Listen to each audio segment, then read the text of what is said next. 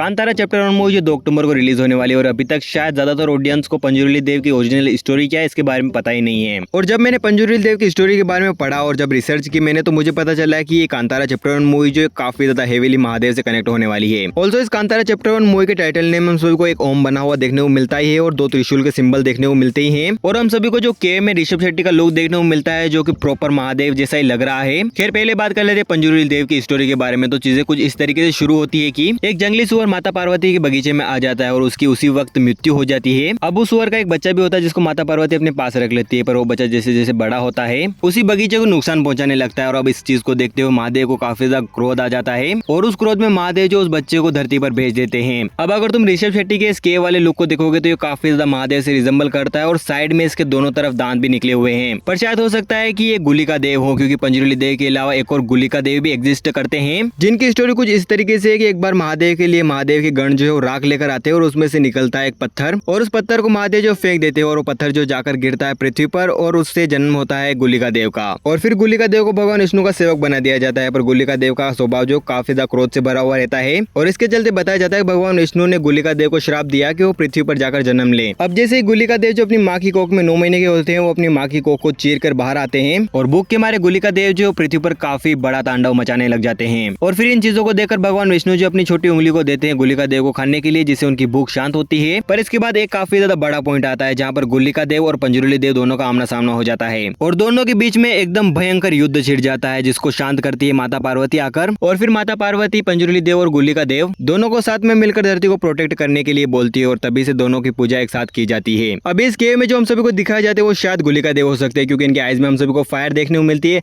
और ये देखने में काफी ज्यादा एंग्री लग रहे हैं। अब मेकर्स इन स्टोरी को अपने वे में किस तरीके से दिखाते हैं ये काफी ज्यादा देखना इंटरेस्टिंग होगा। पर अगर फिल्म मेकर जो हम सभी को पंजुरुली देव और गुलिका देव की फाइटिंग सीक्वेंस दिखाने वाले हैं, गॉड वॉर दिखाने वाले हैं, तो समझ लेना कि ये मूवी अनदर लेवल जाने वाली है। बाकी तुम्हारे थॉट्स क्या है कमेंट में जरूर बताना और ऐसी फिल्मों से जुड़ी वीडियोस के लिए चैनल को सब्सक्राइब तो वीडियो को लाइक जरूर कर देना।